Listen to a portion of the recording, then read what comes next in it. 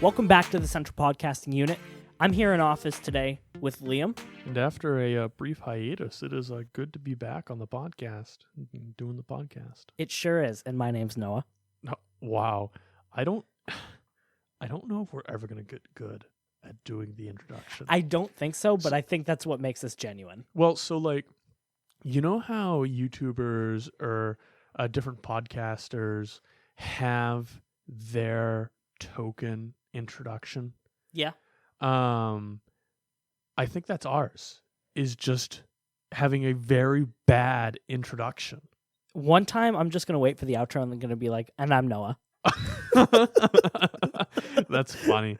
So anyway, I just wanted to start off real quick by talking really quickly about, obviously there was no episode last week. We apologize for that.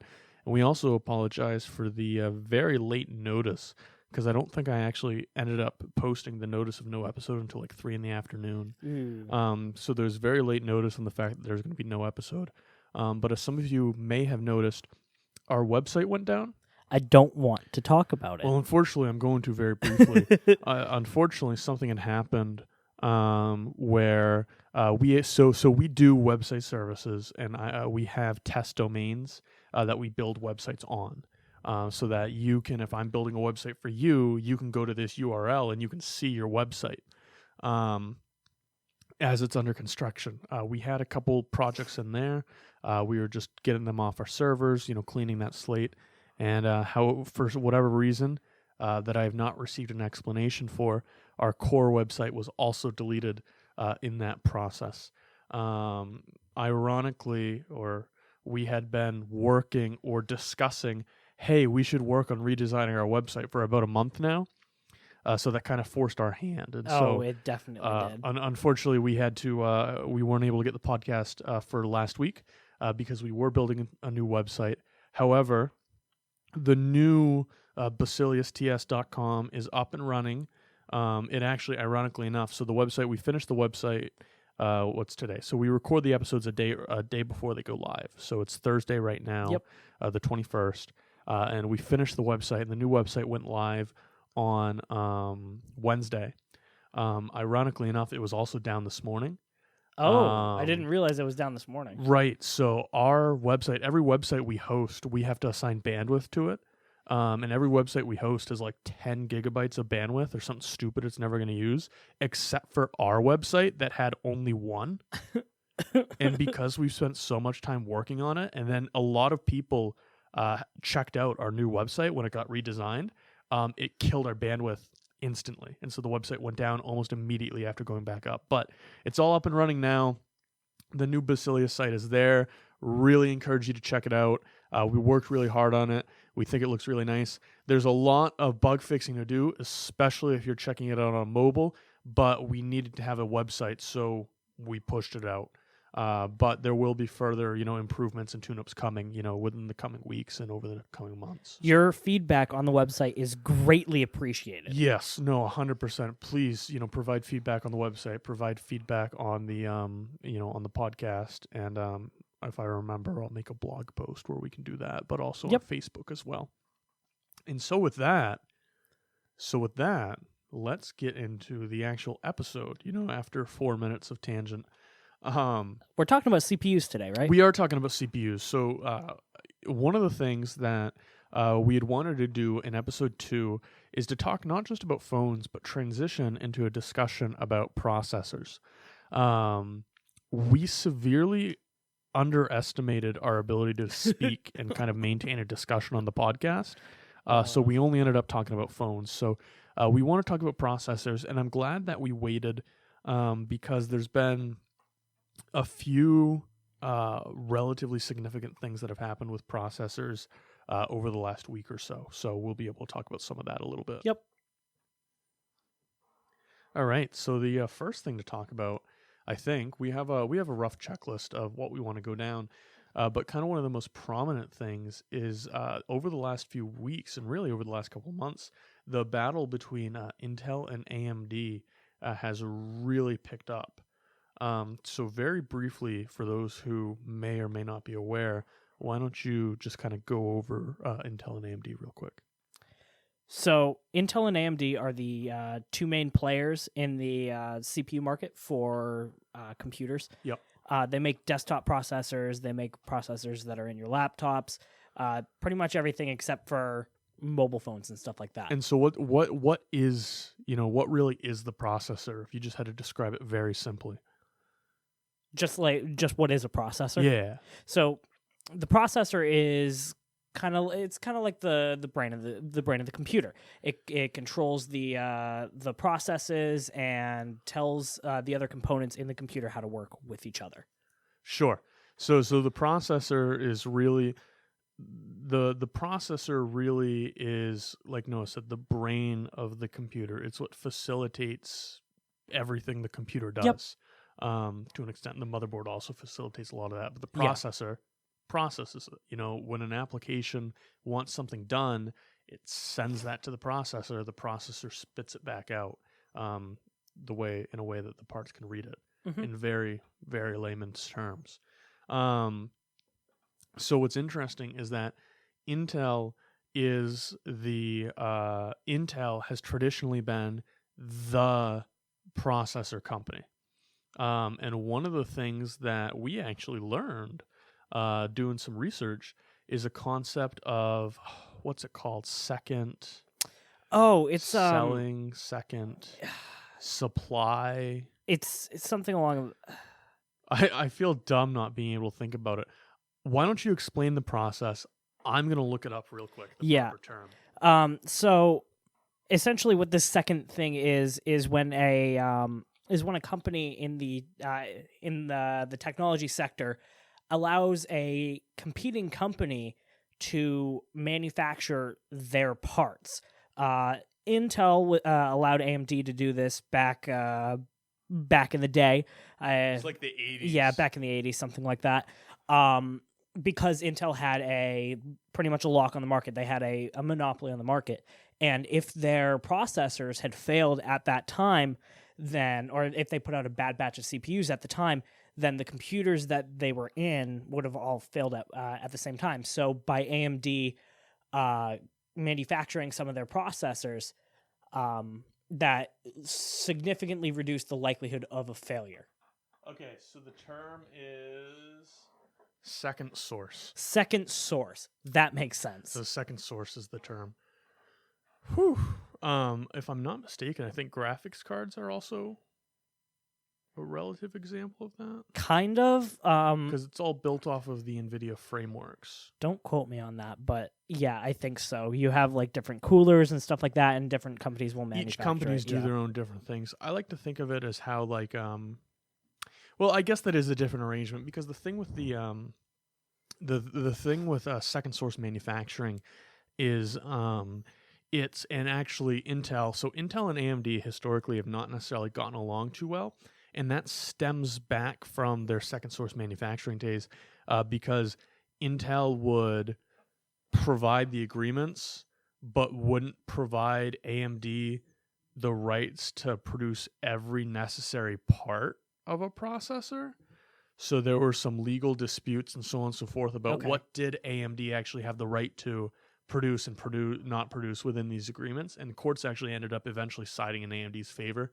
But over time, what you saw happening is AMD would develop their own chips and develop their own processors. But the real thing to note is that Intel has always had, kind of the market share. They've always been the leader. The first computers that came out, the first personal computers that came out, Intel powered those machines. Yep. And AMD has always been lagging behind. And that really started to turn around right at the turn of the century, right in the early 2000s, when AMD kind of unveiled, what is still today a really impressive piece of technology, the kind of their flagship processor. And you know way more about it than I do. If you want to go into that real quick, I don't even remember the name. I'm so bad at this stuff. Yeah, I don't actually remember the name either. I have it pulled up. Okay. So The processor I'm talking about specifically is called the Athlon. Yes, the Athlon. Okay. Okay, there you go. His brain has been jogged. Yes. Okay. So the Athlon. The Athlon was just groundbreaking for AMD. It was the first processor to reach the 1 gigahertz clock speed. And so the gigahertz clock speed is the speed that we still use today to measure, the speed of a processor.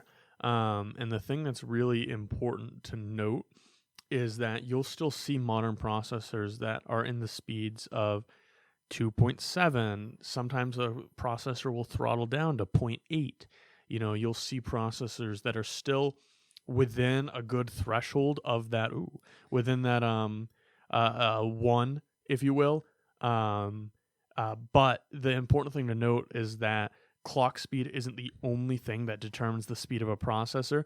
There's been rapid advancements in efficiencies with the cores of the processor, because a processor has various different parts inside of it, and the ability for them to work together to create digital cores to assist with that, the ability for the physical and the digital cores to work together. There's many advancements that have been made besides just the improvement of the speed in terms of gigahertz.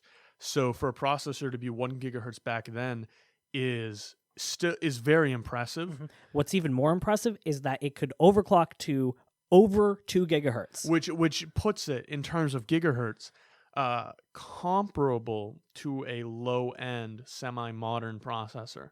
Again, in terms of gigahertz. So again, there's been a lot of development since then. So an Athlon processor probably would not be able to compete too well with a modern low-end Absolutely processor. Not. Absolutely However, that gigahertz standard is we're still within those Yep. numbers that the Athlon really kind of set.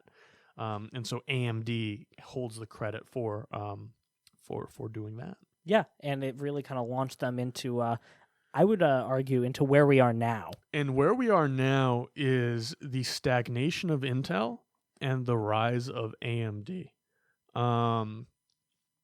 It's really impressive to see how far AMD processors have come, because I remember even 5 or 6 years ago, 4 or 5 years ago even, when I built my computer, Intel was the way to go.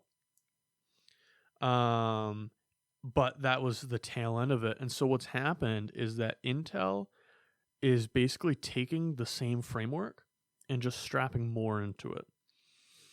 And it's hit a point where the capabilities of what they're able to do, they're not innovating, if that makes sense. I guess how I would compare it to is how Apple had a bit of a stint with their phones.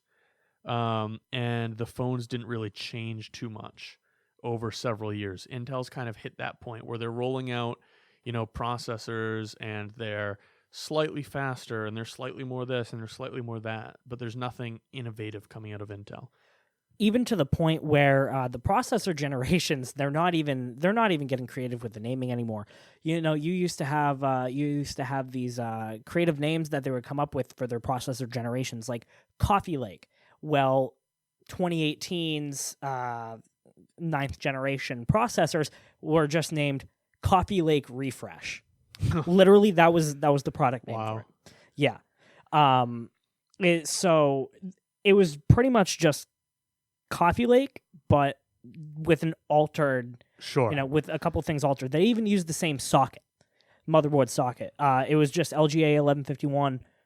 But with a slightly altered pinout. And so to just briefly throw that into English, a motherboard, when you're buying a motherboard, you have to buy a motherboard that specifically has a processor slot for the processor you're looking to get, because the processor slot, the socket, is going to be vastly different whether you're getting an Intel or an AMD processor, and even between the versions of Intel and AMD processors you're getting. So you have to make sure that that's a compatibility you really have to be sure about. Yeah, because you don't want to spend a bunch of money on your new rig and then find out that none of the parts work together. Speaking of spending a bunch of money on a new rig, Intel's AMD's top of the line processor right now is the 3900X. Yep. Which up until today, Thursday, May 21st, retailed at around $500. That's a pretty penny right there. However, the announcement of the Intel 10900s, I believe it's the 10900s. It's either Something like 109 that. or 10700. I mean, there's just so many numbers being thrown around right now. Yeah. Is it 109? I think it's actually both to an extent. Anyway, so the announcement of the 10900, which is kind of Intel's answer to AMD's 3900X. And these are your top of the line, your creme de la creme of your processors, has actually caused AMD to what were you going to say? Yeah, it is The 10900. Yeah, it's the 10900 Intel 10th gen. This has it has a really cool code name. They're calling it Comet Lake. Oh, so they're coming back. They're working on coming back. Yeah. But yeah, so the Comet Lake processor has led AMD to drop the price of their 3900X processors by anywhere between $80 to $100 on Amazon right now. So these processors have gone to $500 from $500 to in some cases dropped to $400. Wow. To remain competitive with Intel, because I believe I have an article pulled up from Tom's Hardware, and in that article, one of the things that was mentioned is that the cost per core of Intel's processor, so it's a 10-core processor, the cost per core is $50. And AMD has reduced their cost per core to $35 to try to get you more bang for your buck. So you're seeing very severe, very stark competition. But to kind of put that into some perspective, that's really going. This is kind of where the industry is going. Yeah. It used to be AMD trying to catch up to Intel, but now it's Intel trying to catch up to AMD. All right, so Noah's doing a little research on the fly on his computer right now, but I'm going to have to ask you to stop, okay? So before we started this episode of the podcast, I found an article that covered something so groundbreaking and so monumental, my jaw dropped, and I know his jaw's going to drop, and I know if he digs any further, he's going to find the statistic.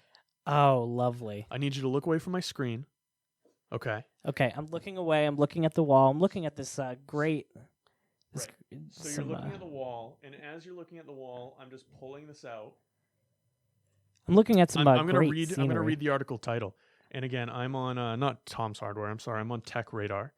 The Core i9 10900K, which is Intel's new processor that they're going to be rolling out, the Comet Lake, highs for Intel with an amazing overclock record of 7.7 gigahertz. Holy cow! 7.7? 7.7 gigahertz. Holy cow! I almost dropped an expletive right there. Like that is ridiculous. So remember, we're talking just 20 years ago, we were at 1 gigahertz. And now we're at the option, we're having kind of the ability to get to 7.7 as a safe overclock. I don't I don't know if that's necessarily safe, but jeez. So basically the gist of it is it's a very fast processor. And one of the things we try to do with this podcast is when we're talking about something like this, if you will, we want to try to make it relatable. A 7.7 gigahertz is not going to relate to just about anybody, because here's the thing, okay? You can get away, more often than not, you, casual user of a computer, can get away with an Intel i5 or a Ryzen 5 rocking something like 2.7 gigahertz of a relatively modern generation, and you're good to go. You won't have a problem. Yeah. 7.7 gigahertz, I don't even think you would benefit from having that for like a gaming application. No, I don't. I think the top of the line, like the 3900s, like the overclocking to 4.8, your 4.9, somebody getting ballsy and trying to overclock to like 5.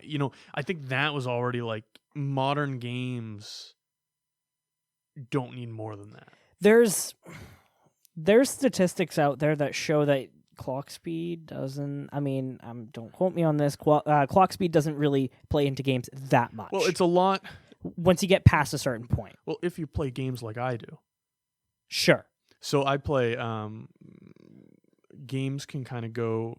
I think games can go into two relatively different categories where they're either graphics card intensive, so GPU, graphics processing unit intensive, or CPU intensive.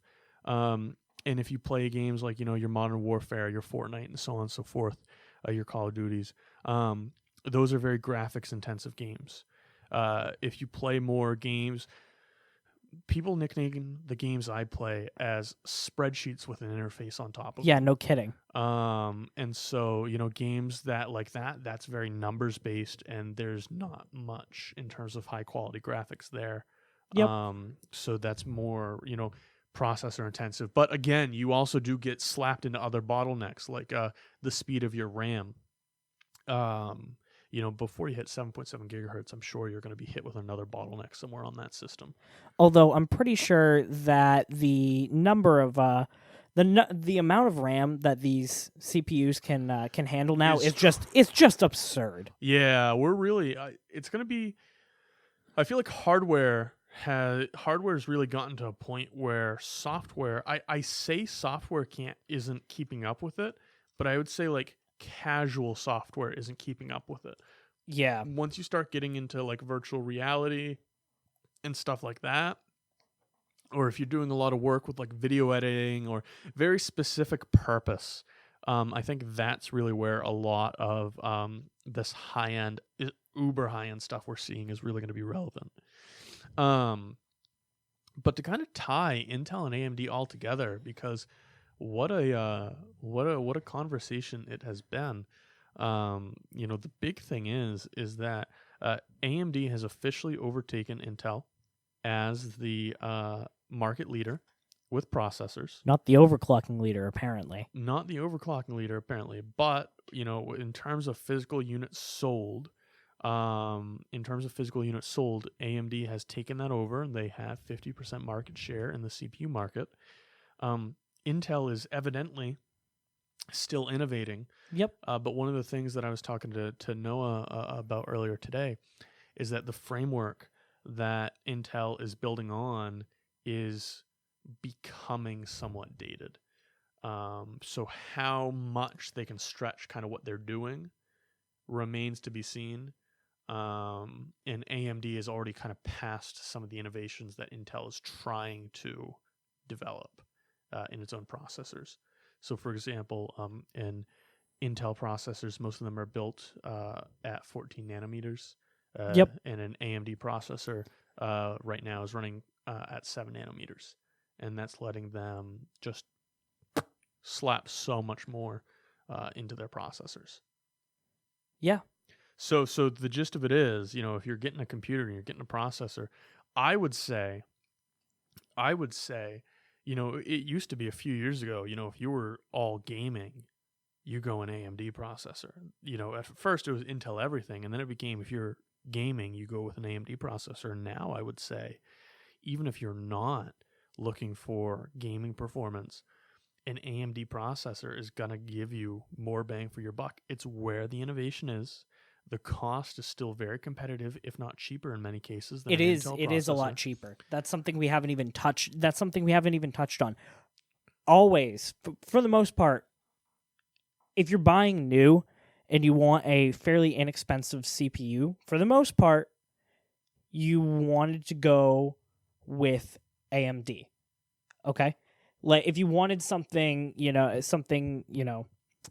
that was kind of your budget option, you would go with an AMD. But if you wanted, all out, you would get like a brand new Intel processor. That's just not becoming the case anymore, unfortunately. So I think that's really just going to wrap it up for this episode.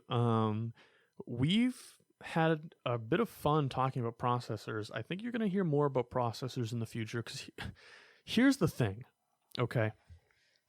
We filmed episode 1, and I said to Noah, Noah, this is not going to be a phones podcast. And he said, okay. We're not going to do a phones podcast. That's fine. We do episode 2. Let's talk phones. It's all about phones. All about phones. It's all about phones. It's a phones podcast. Okay. We wanted to talk about processors. So then we go into episode 3. And what's it about? 5G. What's 5G relevant with? Phones. So we're talking about phones still. Okay. So then we go to do episode 4. We go to do episode 4 last week. And it's trying to do what we just did today, but in a much more different way, in a much more failed attempt. It wasn't the prettiest thing. So guess what I'm getting at is apologies for this episode kind of being all over the place, but ultimately what it is that there is a lot of information, and there's a lot of information to cover, and we're still trying to draw the line between what level of technological, what's the word I'm thinking of? Not fluff. How much of the language should we be using? Yeah. And when should we be breaking it down? How do we make it relevant, and so on and so forth? We're still figuring out that process. So we would really appreciate it if you'd let us know what you think. And I have quite a few good ideas for what we're going to talk about next episode. I'm not going to say it, so you're going to find out then. But I guess what I will say is don't be surprised if there is a processors part 2, because just like with the phones episode, we barely scratched on what we had hoped and planned to talk about. Yeah, no kidding. We have a lot of stuff to talk that we'd like to talk about with processors, but we might take a break and come back to it. So you'll find out next week. Anyways, this has been a really Liam-heavy episode. Sorry about that, Noah. Yeah, you're making me feel like the dumb one. Well, yeah, yeah. It was one of my friends, managers from work, who's been listening to our podcast. Love you, Jonathan. He gave me a little bit of an ego boost there. He did. Well, he was like, I know you don't mean to do it, but I think it's so funny that you're the dumb one. It gets me every time. So I gotta give Noah a taste of his own medicine by having him be the dumb one. Really humbled me well, today. At least we tried. I think you still sounded smarter than I did today. So we'll see. We'll take the big L.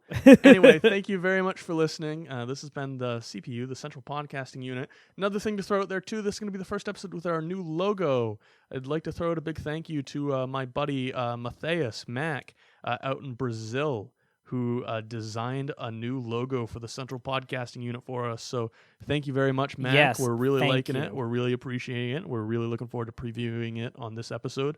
I think I have nothing else to spit out of my mouth. And with that, I'm going to call it here. Thank you very much, everybody. Thanks for listening, folks.